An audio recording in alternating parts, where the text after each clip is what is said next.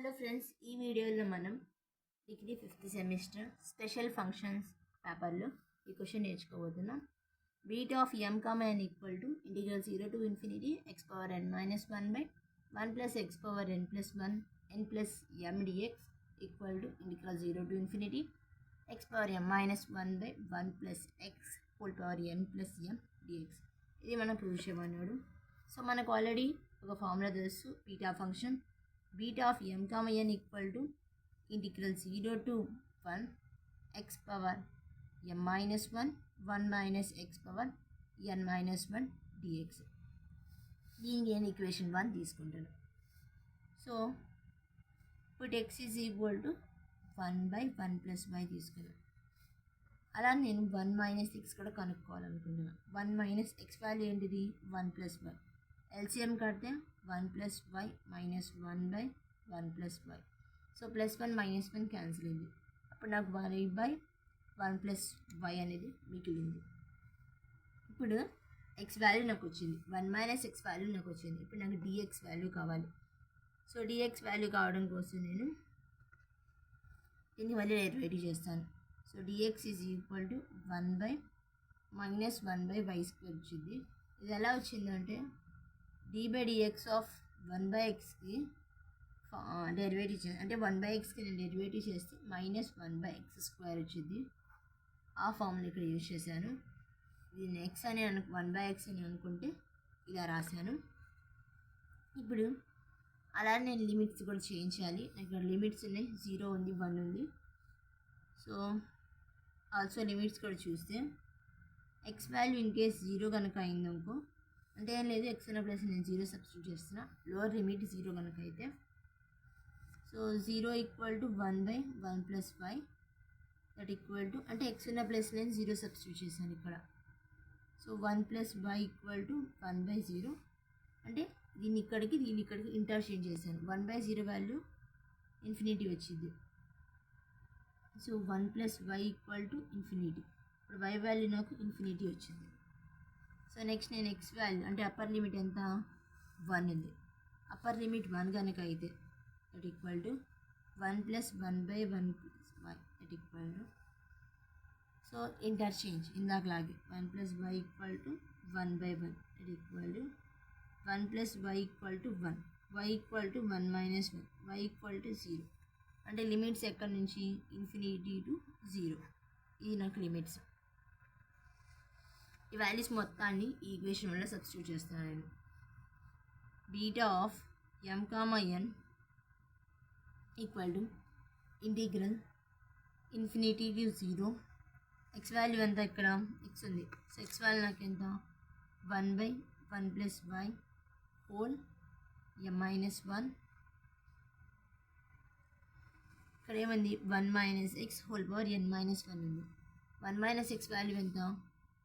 y/1 plus y whole n minus 1. So నాకు dx value కూడా కావాలి. సో dx వాల్యూ ఇక్కడ కనుక్కున్నాను. ఎంత వచ్చింది నాకు? 1/-1 plus y హోల్ స్క్వేర్.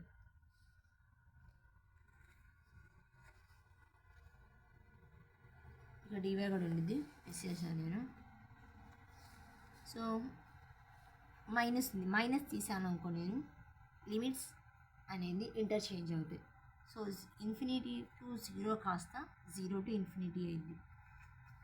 అయితే దీన్ని కింద అప్లై చేస్తున్నాను, డినామినేటర్కి అప్లై చేస్తున్నాను. 1 plus y whole m minus 1 పైన కూడా అప్లై అయ్యింది, బట్ 1కి అప్లై చేసిన ఒకటే, చేపిన ఒకటే. Next y power n minus 1, 1 plus y power n minus 1, 1/1 plus y whole square dx. ఇక్కడ బేసిస్ అన్నీ సేమ్గా ఉన్నాయి. సో నాకు పవర్స్ని యాడ్ చేసుకోవచ్చు నేను. అది ఇక్కడ నుంచి చేయబోతున్నాను.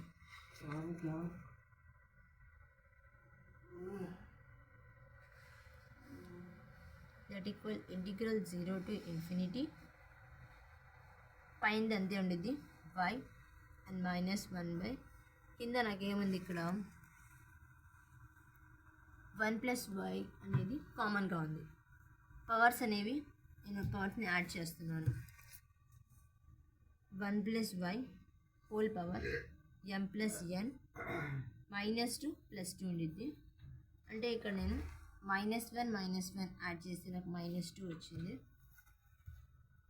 dx that equal to 0 to infinity y power n minus 1 plus y +2 -2 cancel, so 1 plus y power m plus n dy వచ్చింది. ఇక్కడ నేను dx రాసాను, dy రాయాల్సింది.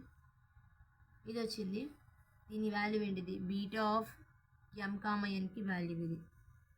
వైలో రాసి ఇప్పుడు మనం ఎక్స్లో కూడా రాద్దాం. 0 to infinity దీన్ని ఎక్స్లో చేంజ్ చేస్తాను నేను. x power n minus 1 plus x